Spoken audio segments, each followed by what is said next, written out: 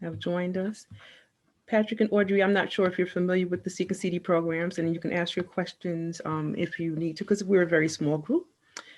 As you may know, Seek and CD are, it's not letting me scroll, okay, are higher education opportunity programs. And so we have college discovery at 6 community colleges and Seek at 3 comprehensive and 8 senior colleges.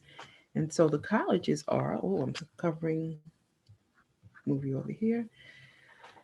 We are not at all of the community colleges in CUNY. We are at Borough Manhattan, Bronx Community College, Hostos, Kingsborough, LaGuardia, and Queensborough. And then we are at the 3 comprehensive, which are included in the seniors. The comprehensive in this group are College of Staten Island, Medgar Evers, and New York City Tech. The other colleges are, the differences between the senior colleges and the community comprehensive are that at the comprehensive colleges, you can actually get an associate degree or a bachelor's, but the SEEK program are on the 4-year colleges, so you need to be working towards your bachelor's degree. And as opportunity programs, the students that you're going to be working with may be students that are not performing at the academic level that would allow them to come in as regular students, but you see potential in them. So they would be able to come in through the SEEK or the college discovery programs and to gain access. And as a CD eligible student, they would be a legal resident of New York City for at least 1 year prior to entering college. They would have a high school graduate, be a high school graduate or recipient of the equivalency diploma, a state approved equivalency diploma, and their college admissions average would be less than 80. They would need to be a first year college student, and they would also need to meet the New York State income eligibility guidelines to show that they are in need of financial assistance. With regards to SEEK as well, they would need to be a legal resident, be a high school graduate, be below the admissions criteria, and you may be familiar with the fact that each campus has may have a different admissions academic average. So the student would be below that and gain access. And they would need to be a first-time freshman or previously enrolled in college discovery or in other opportunity program as EOP or HEOP. And then they would need to also meet the New York State income eligibility guideline. So to apply and be admitted, let me see what I can do with this. To apply and be admitted, the prospective student must complete the online CUNY application. And as Tarnisha indicated, they need to indicate that they are interested in being considered for CD or SEEK. And they have to provide the required documents needed to determine their economic eligibility. And that would include the FAFSA that's required for the application. And then they have to successfully complete the mandatory summer program, and that's their orientation into college that invites them into the community and the resources and acclimate them to being on campus. During that condition of admittance for the first year participation in the summer, they will attend successful and must successfully complete the mandatory program that includes developmental courses in English, in writing, and math. And there are skill building workshops, tutorials, cultural events, and team building exercises. So the program provides access and comprehensive supports that would include academic, advisement, financial support, and what happened to that? Okay, mandatory summer connection. I'm like blocking, I can't even see this. And okay, in addition to the mandatory summer connection, the financial aid is based on their need. The academic, personal, career, and financial counseling is provided. And that's counselors assisting them throughout their college career. They have individual and group advisement sessions, and the counselors actively engage and assist them in identifying and setting their goals for achieving their personal, academic, and career aspirations. They have opportunities to connect with their peers through peer mentoring. The tutorial services available to them, and these are the free group and individual tutoring and skill-based workshops. They're required to attend tutorial as a part of being participants in the program. So that's something that they need to make sure that they connect with to assist them with um, achieving their goals and successfully navigating the whole college experience.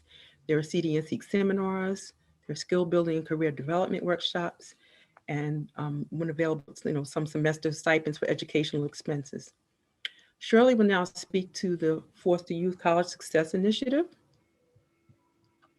Good morning again, everyone. So the FYCSI program, as I said before, it started in within the opportunity programs, but last year the program expanded to now support all students that are at CUNY and that are undergraduate students. The other thing that's important is that the FYCSI program is a program that is a New York State grant funded program that are at all of the sectors. And so that means that this program, FYCSI, is also at the SUNY schools and it is at the private colleges. So if you have a student that is interested in starting at CUNY and going to SUNY, once they are found eligible for the FYCSI program, they only have to apply one time.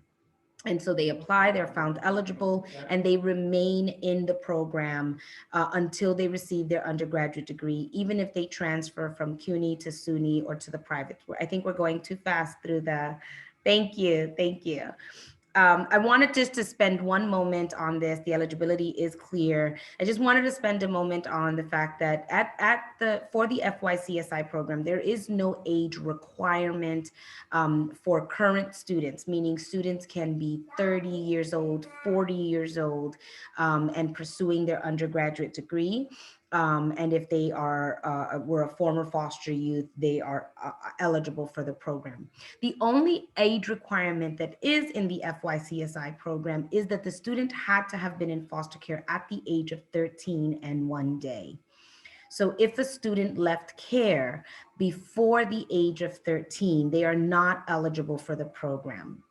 And so even if a student is adopted, as long as that student was in foster care after the age of 13 and 1 day and then adopted, that student is still eligible for the program. So it's really about the foster care placement. Next slide, please. So we've talked about a comprehensive support program for students. So, what we've done is really look at what does a student need in order to be successful in college. And we understand that supporting a student academically is very important, but there are also supports that students need in order to be successful. And so we've tried to really build those supports into the program so that our students can persist year to year and eventually get their undergraduate degree. We say that we provide a layered support, and what we mean by layered support approach is that there are students that are already involved in support programs like ASAP, like ACE, like College Discovery, and like SEEK. And so those students are already receiving lots of services. And so we layer services onto students because what we know is that layered supports is what students need in order to be successful in college. And so these are the 5 areas that we provide supports. It's the same areas that I discussed in the beginning, but we're going to go through them each in depth a little bit. Next slide, please. Thank you. The individualized intensive case management services are provided by our master's level social work interns. Previous slide, I'm sorry. Those social work interns are automatically connected to our students that are unaffiliated. We determine students, if students are in a support program like College Discovery, SEEK, ASAP, and ACE, we don't step in. We allow those programs to continue to support their students. Students that are not in a support program, that are not in any of those programs, that are in the general population, they automatically get connected to a social work intern. That social work intern meets with that student regularly on a weekly basis to work with them, to assist them with navigating campus life, and whatever that means for the individual student, which is why we call it individualized. There are students that might be, okay and clear with the academic part of their life and they're doing well, but they need some social support, some socio-emotional support. They might be interested in mental health services. We can connect them to those services. Sometimes it's just having someone to talk to and just problem solve with them, and make plans with them. We're there for that too. So our social work interns, supervised by social workers, work with supervised by licensed social workers. Our social work interns work with our students. Next slide, please. The enhanced academic services, again, you've heard about the services, the academic services that ASAP, ACE, College Discovery, and SEEK provide to their students. And we understand that those are the kinds of things that our students need. So we make sure that primarily, again, unaffiliated students, because those students in support programs are already receiving this, that students that are not in a support program are receiving tutoring. We connect students with some external organizations that provide online currently tutoring for students. We also make sure that they're connected to the tutoring on their campus, but we also make sure to follow up with students, and that's the academic success monitoring and counseling. We work with students to make sure that they are receiving the benefits of their tutoring and what else do they need, and checking in with them, checking in with their programs to make sure that they're getting the services that they need and that they're on track to graduate. Next slide, please.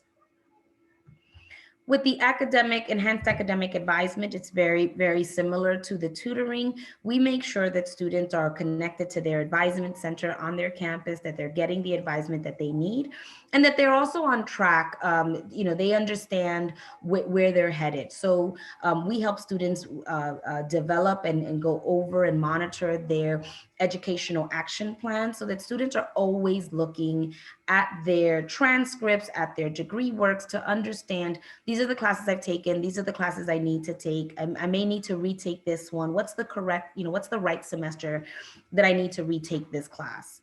And then with that, we do the monthly degree progress review. So we make sure that students are on track and that are understanding what they should be doing in order to stay on track to graduate. Next slide, please.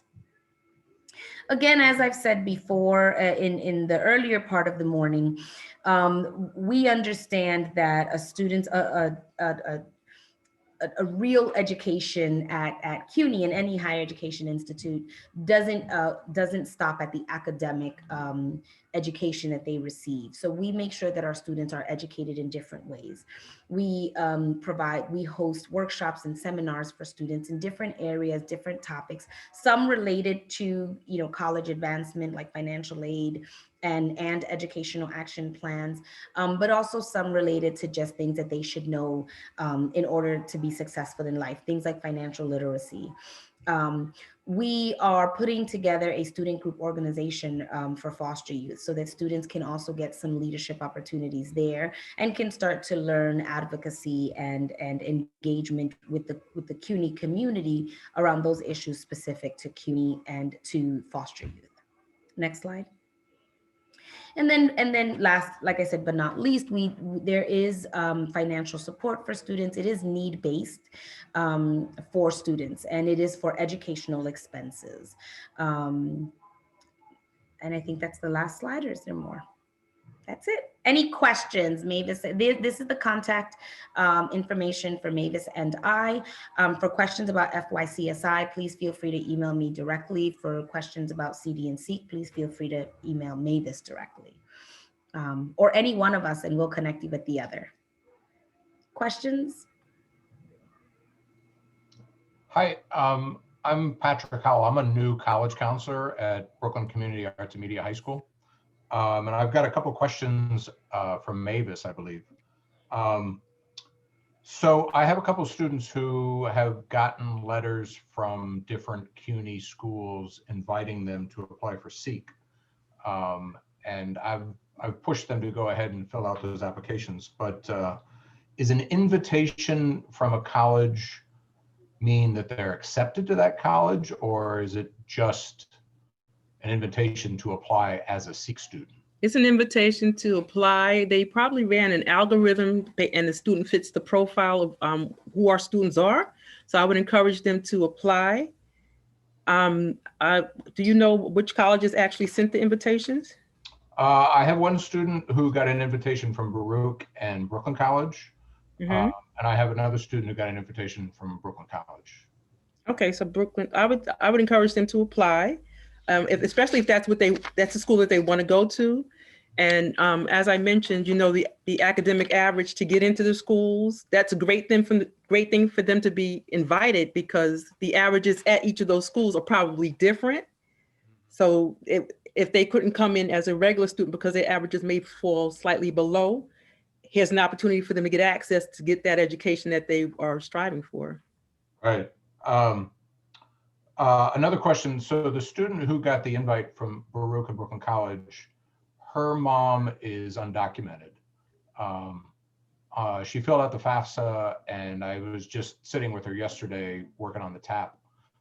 Is there any issues with that I should be aware of? She should also go onto the HESC website and fill out that, because she may have access to financial aid. They've changed the rules a little bit because undocumented weren't able to get state funding before because it was state funding. But on the HESC website, they'll give you the details of what she would be able to get financially. So she should be able to get some financial support as well. And we do have programs that support financial, if not financial, then students who are don't get the financial still can get the academic support and the social emotional community support. Yeah, the student has a social security number. It's just the student's mom that's undocumented. So if she fills out the information that's asked for on the HESC, she should be good. So follow those instructions. Oh, okay. And it's not any issue applying to two different schools at the same time. No, it's not. 'Cause then it's really, she can decide what she really wants to do, who has the programming, and then if she can connect to the programs and talk to them about what they offer, because sometimes the individual campus culture and stuff may be something that appeals to her more than the other. So she should make that connection since she's been invited. Congratulations. If I could just also add to that, I think it would be important for her also to, sooner rather than later. The students, right now we're in the middle of planning for fall. So, programs do get full. And so if the student is interested, they should absolutely apply to both. If they're interested in both. And the other thing that I just think about, right now we're remote, but obviously at some point we will be in person, right, God willing. And so the student should also think about, right, which campus would I want to be at too, right? It's not just the learning remote. It's at one point she's going to be either at Baruch, let's say, or at Brooklyn College, and They're different environments too. Very different environments, very different life. Manhattan, Brooklyn, heart of the Manhattan, downtown Manhattan for Baruch. So it's just something for her to think about too. Yeah. Sorry, I'm hogging the mic here. I got a couple more questions. So I know that I have students who've applied to CUNY who meet the financial requirements. Do they need to wait on an invitation from different schools is there a way to go in and make sure that they're doing SEEK or CD applications without hearing from the schools first?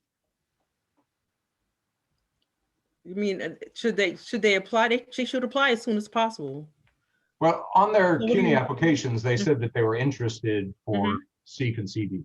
Now, the two students that just this week, they got emails from Brooklyn College and Baruch saying, we would like you to apply as a SEEK student. But I know I have other students who are they meet the financial requirements. But they haven't applied. Well, do they need to wait on an invitation from the campuses? No, they can go right online and submit their application and then indicate their interest in the programs on that application. And then get them to start thinking about, like, that they're financially eligible. So then they need to understand what that whole financial FAFSA process is. And then they connect with the school to kind of make sure that they work through the process, because we've been finding that, especially remotely, there's been some challenges with that. So if they can get ahead of all of that as soon as possible, that would be great too. I've been spending a lot of time doing that. Yeah, Cassie, go ahead. Hi, Pat. Hi, everybody. Hello. I'm Cassie from the Urban Assembly. I think just to make sure I'm clear on it, Pat, I think you're asking that your students who have submitted the CUNY app already and checked off on their application that they are SEEK eligible haven't received any invitations Oh, from okay. Baruch saying you're eligible. There's nothing they can do until they receive those invitations, correct?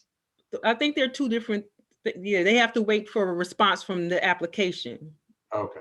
Okay. Yeah, so that's like the big difference, I think, between the Okay. EOP application with SUNY and then the SEEK and CD application with CUNY. And that EOP, when you check that off on your like your initial application, everyone is invited to submit the EOP supplemental. But with CUNY, it's a bit more of like a black box of like, who's going to get the invitation and when do they get the invitation and how is the invitation delivered, and all of that can be a bit confusing for students and then also for counselors. I know each year I find it a bit confusing. So to follow up on that, students who are eligible for the campuses that they've applied to will get an email saying, here's the link to. They should be give us receiving more something from the, yeah, they should be receiving a response from the individual campuses they applied to.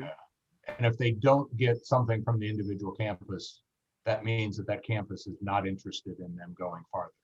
I wouldn't say that. I would encourage them to try to reach out to the campus to find out, you know, what's the status of their application. And what's the timeline? Because remember, our campuses have different admissions criteria. So a student might be interested in CD and SEEK, and as you say, fit the economic criteria, but the campus maybe has determined that they can be regularly admitted to the campus, so they won't receive an email. I agree with Mavis. I think the students should reach out to the campus and say, hey, listen, I applied. I said I was interested in CD and SEEK. I haven't gotten an email.